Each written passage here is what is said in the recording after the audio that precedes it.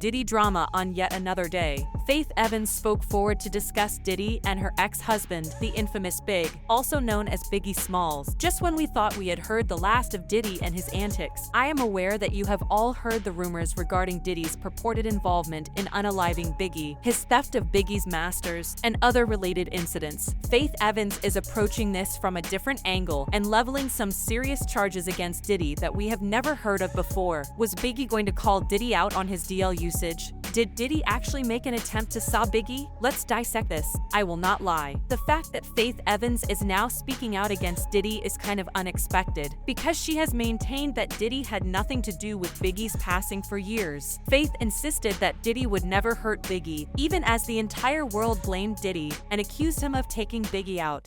Have Big kill. Puff would never be involved in murdering one of his best friends. That's outside of him being his artist. You know what I'm saying? That was like, you know, their relationship was something that I don't have that relationship with Puff. So, you know, that's never been something that people can connect things and say you knew this one but that doesn't mean you knew these things were going to happen either. And that doesn't mean that you said, okay, do this either. Because I know without a doubt that if that's the case, then we would have sued Puff a long time ago, if we felt that way. You don't think they haven't tried to get us to do that? By asserting that Diddy supposedly injured Diddy. And when I say wounded, I mean that he really laid hands on them and caused them physical harm, not that he stole their masters or anything of the sort. She said she observed Diddy beating the women, but he was never able to get paws on the guys, most likely out of fear that they would hit him again. Since males like Diddy, let's be honest, are incapable of fighting someone his own size, they frequently take advantage of women. In addition, Faith stated that Diddy was not friendly with his artists, despite what the public liked to hear him say. It makes sense considering that he was purportedly depriving them of their sight. She claimed that Biggie confided in her about how Diddy never saw his artists as human beings, but as tools for him to use to achieve his means, after which he would throw them aside. I mean, just take a look at how he used Craig Mack and Biggie Smalls. Y'all know how Diddy liked to brag about how bad boy artists were united, and they all loved each other as one family, but that was further from the truth, and he loved to pit his artists against each other, which is what he did with Craig Mack and Biggie. Craig's big break came when he crossed paths with Diddy at the legendary Manhattan hotspot, Mecca, picture it, Diddy, on a mission to make Bad Boy Records the next big thing. Here's Craig doing a spontaneous spit tape, live. Diddy signed Craig up right away after being impressed with his abilities. Craig's breakthrough song, Flava in Ya Ear, released under Bad Boy Records, shot him to stardom as a Grammy nominee. Due to the song's success, Diddy decided to create a remix with Biggie Smalls and other up-and-coming talent. The remix, too, blew up the charts. Diddy, always the master of hype, tried to paint Craig and Biggie Smalls as besties, but the reality was far from it. Turns out they couldn't stand each other. Biggie even spilled the beans, admitting he wasn't keen on the remix, but felt pressured by Diddy. Craig wasn't thrilled either. But when Diddy calls the shots, you don't say no. Notice, like, on the remix, Flavor in Your Ear, y'all worked that was just something I had to do, you know what I'm saying? That's politics, but I just want to do it. I did it. Oh, fuck. Diddy even referred to them as his foundations, claiming that they both held Bad Boy Records down. It's my foundation, you know what I'm saying? It's my life right here. We all need each other to live and breathe, and that's the way we treat each other. Now, this isn't all hearsay because Faith was also signed to Bad Boy Records, and she allegedly saw some things go down as well. But recently, she opened up about how brokenhearted she was when she found out that not only was Biggie cheating on her with Lil' Kim, who was affiliated with Bad Boy Records, but Diddy knew about the affair and didn't tell her about it. And as for Kim, well, she pretended that they were just work friends and nothing else. In an old interview, she spoke about their relationship saying, "He became my friend, my lover, my everything. I was his biggest fan. He knew I would be the biggest female rapper. I think I inspired him to want to do different things and be different. We were a match made in heaven." Yeah, when she said she inspired him to try new things, she wasn't just talking about music. And as for Faith, Kim's betrayal didn't even ping on her radar. She never imagined she could be blindsided like that. But I didn't know anything about them for, this is probably at least a year and a half after, you know, we were together. So I didn't know anything about them. I didn't even think anything about them. But one thing that Faith couldn't ignore was how differently Biggie treated Kim compared to everyone else around him. And it wasn't favoritism or better treatment. Faith revealed in her memoir that Biggie was actually quite harsh towards Kim. She recounted instances where he would yell at her, even threatening to end her career by booting her out of Junior Mafia. She said, "I once heard him screaming on her at his mother's house, although I had no idea why. 'You think you special?' he screamed. 'I'll go get Inga right now.' While Kim cried, Big kept yelling at her. 'We don't need you for this group. Inga would be happy to be down. You ain't special,' he said. 'I will replace you with the quickness. Don't forget that.'" The Inga Biggie mentioned is rapper Foxy Brown, which adds an extra layer of cruelty to the situation. Foxy Brown and Lil Kim already had some beef between them, so it was particularly harsh of Biggie to use Foxy as a threat against Kim, especially considering they were having an affair. This deceit helped them keep their relationship hidden from Faith, who believed Biggie disliked Kim too much to be involved with her. But Faith wasn't dumb, and she soon started adding 2 and 2 together, and she realized that the math wasn't exactly mathing. And I do recall one time with him finding out she was at our apartment and he telling me that's not cool. But I mean, none of that, why wouldn't it be cool? You know what I mean?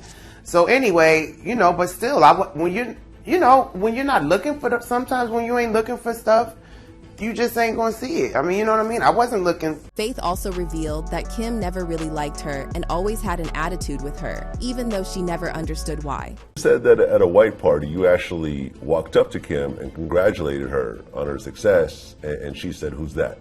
Yeah, I did. Do you think that Kim actually didn't know who you were, or do you think that that was just shade at that point? I definitely think it was shade. I'm sure she knows it pretty much what I look like. At this point, alarm bells were sounding in her head, and she spoke about the situation to Diddy and asked him straight up if there was something going on between Biggie and Lil Kim. Diddy used to claim that Faith was his mentee at the time, so you'd think that he would be straight up with her, right? Well, no, he didn't. And considering how Diddy cheats with women, I think we shouldn't be surprised that he lied to Faith's face to protect Biggie. Well, Faith's suspicions were eventually confirmed when she caught Lil Kim in bed with Biggie on Christmas Eve. In her memoir, she revealed that she immediately started beating on Kim, even though she couldn't see her face because she was under the covers. "I grabbed some chick out of the bed and started beating her. At some point, the chick's wig came off in my hand. It was a short cropped wig. I stopped throwing punches for a minute to get a good look at the chick I was beating up. It was Lil Kim. She was completely butt naked, yelling as I pushed her around the room. Yikes. Talk about embarrassing." But the wild part about this is that Kim was not remorseful for her actions because she tried to get back at Faith. Faith said, "When I left a few hours later to get the kids, I noticed that Kim had taken my key to my Land Cruiser and scratched up my entire car, from the hood to the back bumper. But that was not all, because Kim's road manager claimed that Kim was so pissed that she once threatened Faith. Kim jumped out the car and pulled a gun on Faith and said, 'I will blow her brains out.' Yeah, it sounds like Kim was in a toxic affair with Biggie, and several people have confirmed this. The crazy part was that Diddy knew that Biggie was sleeping with other women, including Lil Kim's cousin. When Lil Kim confronted Biggie over this, Jermaine Dupri claimed that Biggie pulled a gun on Kim after she confronted him for sleeping with her cousin. Killer. Oh. So he felt like he could take her life if she confronted him, and that's just crazy. And Jermaine wasn't capping either, because Kim also confirmed it. In a recent interview, Kim finally opened up about her toxic and violent relationship with Biggie, and it's just crazy. I don't see, it's not wrong with him telling the story. It's a part of history, So you remember that day? Of course I remember that day. But that's not the first time he told that story, though. He told it on, where was it? He told that story on Behind It. Where was it? VH1 Behind It. Okay, Behind the Music. Driven. Oh, Driven. Okay. He told that story, I don't. It happened, and I mean the story is not exactly how he said it, but it's very close to the truth. And we did have a very violent relationship. I'm like, I don't know, I hate that, but like for a while that was like all I attracted. When we were together, it always turned into a lover's quarrel or a lover's nest. But y'all know the crazy part about this? It's that she blamed Biggie's violence on him being a Gemini. He's a Gemini. All I know is Geminis. And I've learned how to really deal with Geminis. Geminis, they really are two people. And they're good people too. But when they turn into that other person, it's so hard to identify who that other person is. That's just nasty, and it's not a surprise that Faith doesn't like him very much. But wait, it gets worse. Because, according to Faith, Biggie confided one more very shocking secret to her. He claimed that Diddy allegedly tried to use her as a pawn in his East Coast versus West Coast beef with his major op, Suge Knight and Tupac Shakur. Now, everyone knows all about Diddy's beef with Suge Knight, which ended up with Tupac and Biggie starting their own beef. Now, from what we know, both sides threw shots at each other over and over. Like the time Diddy allegedly had Baby Lane steal a death row chain from one of Tupac's entourage, Trevon Lane. Unfortunately for him, Trevor recognized him at the MGM Plaza that night, and that's why they jumped Baby Lane that night. And the messy events of that night unfortunately led to the death of Tupac Shakur. That night was not the first time that either Death Row or Bad Boy Records made some petty moves against each other. According to reports, things often got out of hand, like the time Tupac and his fellow Death Row members used Faith Evans to get under Biggie and Diddy's skins by claiming that he slept with Biggie's wife, Faith Evans. Faith is now claiming that Diddy gave the green light for that. Allegedly, he wanted to break Biggie and Faith up because she thought that Faith was making Biggie soft. It's unclear exactly how on earth Biggie was soft when there are countless reports and eyewitness evidence of Biggie putting paws on women in his life. There were even some unconfirmed allegations of him being in a gang, so it's unclear exactly how on earth Diddy thought that Biggie was soft. Anywho, according to Tupac's ex-girlfriend Desiree Smith, it was not a mistake or something that happened randomly because he carefully planned it out starting from when he was in prison. He was trying to figure out how he could exact his revenge on Big, because I guess that was the person he felt ultimately betrayed him, more than the other people. That, a snake is a snake. You expect a snake to be a snake, but, you hanging out with gangsters, you expect them to do some shit. But in his mind, he felt like, Big had set him up or been disloyal, didn't look out for him as much as he felt he should have. So he started to plot that, musically he was going to crush them, success. And then he was going to one of his. So, here's the tea on Tupac's romantic strategy. Apparently, he wasn't too picky about who he got involved with, as long as it caused Biggie some pain. At first, he had his eye on Lil' Kim, but had a change of heart. Why the switch? Allegedly, Diddy believed that Lil' Kim was too loyal to Biggie, despite knowing he was married and was messing around with other women, including her own cousin. The whole affair was an open secret. Everyone knew Biggie was cheating on his wife, Faith Evans, with Lil' Kim and who knows how many others. Yet, Kim stayed committed to him, even after he put paws on her over and over again. So, allegedly, Diddy advised Tupac to switch gears and set his sights on Faith instead. He thought she might be more inclined to stray, given Biggie's history of cheating. It's a messy situation all around, with everyone caught up in a web of lies and betrayal. Tupac's shift from Kim to Faith shows Diddy's strategic mindset. He wasn't just looking for a fling, he wanted to strike where it hurt the most for Biggie, targeting his closest relationships. Kim seems more loyal to him. I don't know if she would let you do that. So, I was like, probably Faith would be the weaker lick out of the two. So ain't nothing like a woman scorned. And, he was like, word. But, he was no more excited either one of them. So Tupac didn't care who it was, he just wanted to hurt Pac. He bumped into Faith at a party, and they ended up sleeping together, even though she was married to Biggie. When he came out, I guess as fate would have it, he ended up bumping into her at that party. And, I got a phone call the next day. He called me and he's like, I did it. And I'm like, what? What you did? He's like, that bitch just left my hotel. I was like, what? He's like, yeah.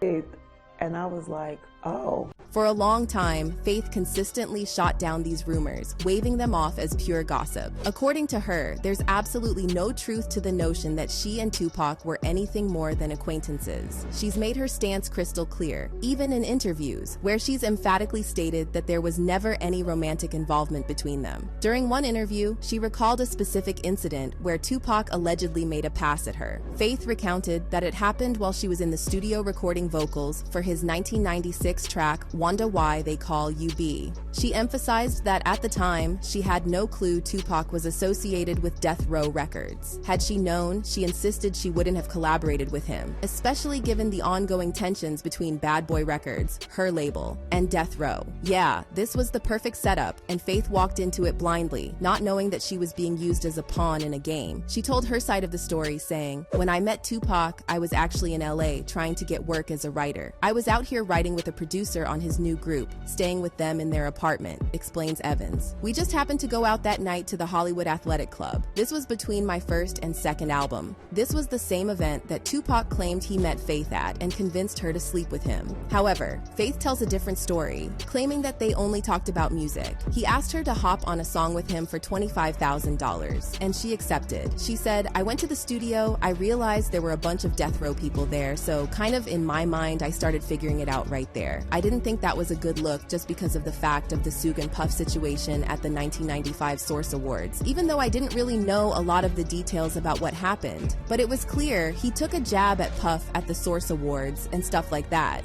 But I was pretty oblivious to the things that had gone on prior to that, until probably a few years later." And by a few years later, she's referring to the fact that Biggie eventually came clean about what happened and the role that Diddy played. This was before Biggie and Faith got married, so it's unclear whether or not Biggie had a say in what happened. Y'all know what's petty about this. It's that Diddy then refused to sign off on the song, so it was never released. Talk about a petty move. Several people have come out to insist that Faith really did sleep with Pac. Reggie Wright, who was head of security at Death Row, said, "They were sitting in what we call a red room. It's like a little private room, no bigger than a bathroom. They had a little couch in there. That's where the guys went to either womp on somebody or mainly to go and hook up with a chick. And he was sitting in that room. For some reason, I was going into that room or checking around, doing studio checks and all. And they were in there and he was pushing at that time her head down towards his. You know what? That's all I saw." Rapper Yuckmouth also claimed that rapper Drew Down caught Faith Evans in Tupac's hotel room. He said, "Drew Down, I guess, was at the same hotel Pac was staying at. That's when allegedly the night when Faith came over to the room and Drew Down was in the room when she came up. Pac was like, 'Watch and see who I got. You ain't gonna believe who's coming.' Something like that. Answer the door." So Drew answered the door and it was Faith. Outlaw's rapper Napoleon was also asked about this in an interview, and this is what he said. "Is it true that Faith Evans came to visit Tupac at Can-Am Studios when he got out?" Yeah, bro. But I don't want to get into this because, you know, she was somebody's wife. And I don't want to get into that controversy, you know, Faith Evans, Biggie. I can't do that. But she did come visit him. Tupac also shaded Biggie with this in his Biggie diss song, Hit 'Em Up, in which he raps, "You claim to be a player, but I effed your wife." I mean, even Biggie himself admitted to this in his collab song with Jay-Z, where he said, "If Faith have twins, she'd probably have 2 packs, get it? 2 packs?" But then things got more interesting when Tupac's dad, Billy Garland, also confirmed that the affair really happened. As Tupac had alluded to on 3 different occasions that he had slept with Biggie's wife, Faith Evans. Do you think that Tupac was wrong for sleeping with Biggie's wife, or do you think it took 2 to tango? I don't think you should do that. I tell you, this is stupid, but that's just the stupid shit. That's that Gemini shit. And then he mad at the East Coast like a motherfucker. He mad, so he gonna get back any way he can. Little jabs, you know we do. You know how that is. Like calling the motherfucker mother. Well, I'm wife, mother, same shit. That's just some nasty business, but it gets nastier. If you're wondering why Biggie eventually came clean to Faith, let me be the first to tell you that it wasn't about his conscience for sure. Allegedly, Diddy started to put moves on Biggie, and it turned straight to harassment. Faith claimed that Diddy allegedly drugged and tried to SA Biggie, and he came this close. But luckily, Biggie was able to escape. Y'all know how there has been this narrative about how Diddy allegedly unalived Biggie because Biggie was trying to leave Bad Boy Records with his masters and and other major artists? There were many reports that Diddy panicked, and this was why he allegedly unalived Biggie. He said, but I'm about to get this money. So he showed me, I said, you about to get that money? He said, yeah, look at this. It had Charlie Baltimore, Cameron, Little C's, Little Kim, Junior Mafia, Tracy, I don't know, Tracy Murray, Tracy Lee, and the commission. And I think the contract was for so many years for like 62 million. It comes out to like $62 million. I was like, Even more dubious is the fact that Uncle Ron, Diddy's other bodyguard, purportedly stated that Diddy had offered him $30,000 to take Biggie out and that Diddy intended to do so. Jay-Z and Puffy won. Not only was Biggie trying to leave, but he was also planning to expose Diddy for being on the DL, which is why Diddy allegedly unalived him. Fans commented, "Faith got her some Tupac. I don't blame her. I think Tupac was in the ballpark about who set him up. It wasn't Biggie, and it didn't take long for Diddy to have a Biggie anthem after Biggie's death." He had Faith sing on the song as a way to keep the attention to the fact he planned to make more money off of Biggie. Faith went through some stuff, married Biggie, dealt Wham his side chick and girlfriend, put out her debut album, Pac used her in the East Coast West Coast beef, got pregnant by Biggie, who she was still separated from, and buried him, all in 3 years. And I never understood why any of what happened to Biggie happened. Combs actually set Big up to get torn up. Damn shame. This is a hot, shocking mess, but y'all let me know how you feel about this and then check out this next video.